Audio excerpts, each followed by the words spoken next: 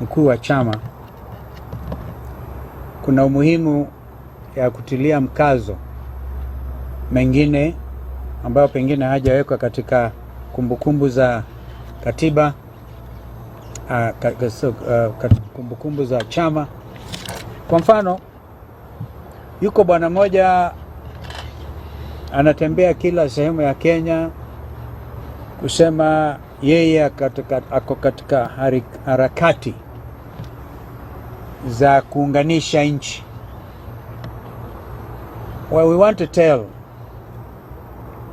President William Ruto that there's no need of talking about unifying the country around the broad-based government. Now it is official.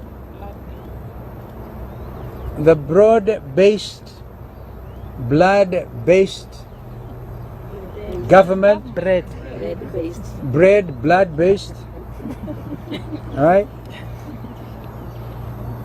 heavily supported by abductions and abduction squads. It is now official that what William Ruto is trying to do is to formulate his re-election campaign strategy.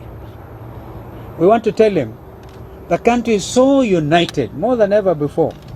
In fact, it has never been as united as it is since independence, around one goal: to defeat William Ruto at the next elections.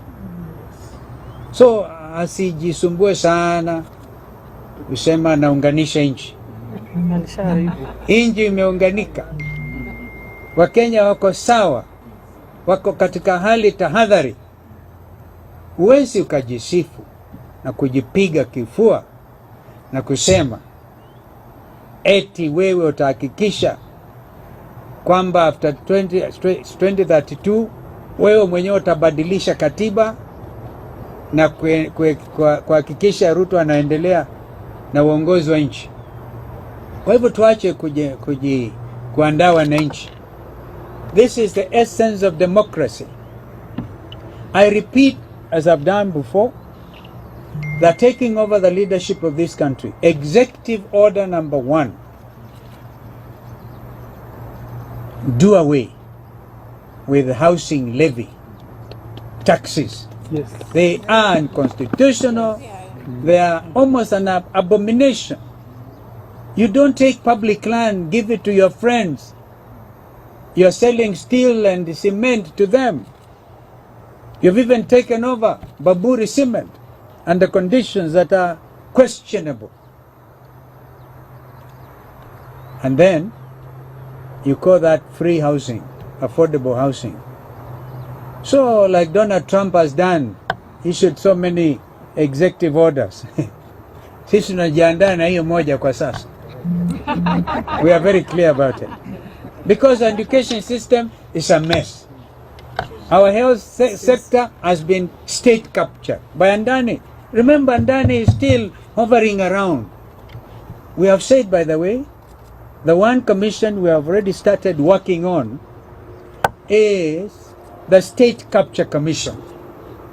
That one we're working on, and we even work along that one with Ruto if they have not abandoned it, because they will have to be held accountable for state capture. You know, I was driving from the village over the weekend, and I asked my driver kama anajua mtoto akimaliza grade 9, and remember they said by now enough classes will have been put in place. We need to hold them to account. How many classrooms have you put up, Mr. Ruto, for the new confused education system? And I'm talking to you as one with a bit of experience in education, having served as Minister for Education for 3.5 years. Kenyans will have forgotten. Uncle Mudi was my assistant minister when I was Minister for Education. So we know what you're talking about. The current Governor Baringo was my first appointee to be the CEO of Higher Education Loans Board. He's governor today, you can ask him. The funding model was clear. So the children of the poor, they're being asked to look for millions. Well, not millions, a lot of money. To them, they are millions. It amounts to millions, yeah. A lot of Kenyan students cannot access university education. Mtoto akimaliza grade 9, driver nikamuuliza anaenda wapi? Ajui. Nikauliza security man alikuwa hapo next to him, ajui. Wanaanza kupiga simu, pigia principal wa shule moja. And I told them, before we get to Mwingi, because we are somewhere between Kisii and Mwingi, before we get to Mwingi, you have to give me an answer. I'm asking them because having been the Minister for Education, in fact, a lot of Kenyans don't know. So what is all the hurry? Health sector, messy.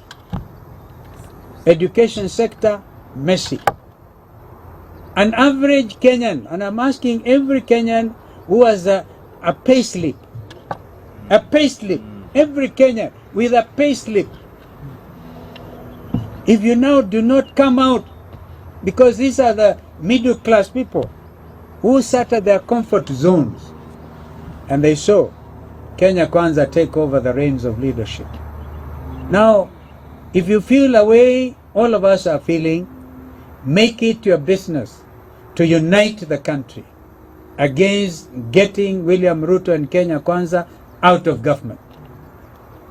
I've just come from attending the funeral service of Senior Counsel Judy Dongori, and our hearts to go to the family. And I was leaving that place. A gentleman called Kanoti approaches me, Secretary General of ANC, ya Musalia Mudavadi. And they're telling me, huyu jamaa ameenda peke yake. And then they get MCS from Tanzania. We know what you are doing. And if you don't believe in the spirit of gangsterism, listen to this. 5 million shillings kwa meza. You sign impeachment, yanatembea, collect 2 million. Ukimaliza kazi, the 3 million utachukua. Is that the type of democratic leadership we expect? And the paymasters are known. I think we will expose them as we go on. Simply because you cannot take criticism. Well, the country has moved. The country, I repeat, is united around one common theme. Peleka zakayo nyumbani. Thank you. Questions? I don't know. So, thank you. Thank you very much. Thank you, Baba. Thank you. What?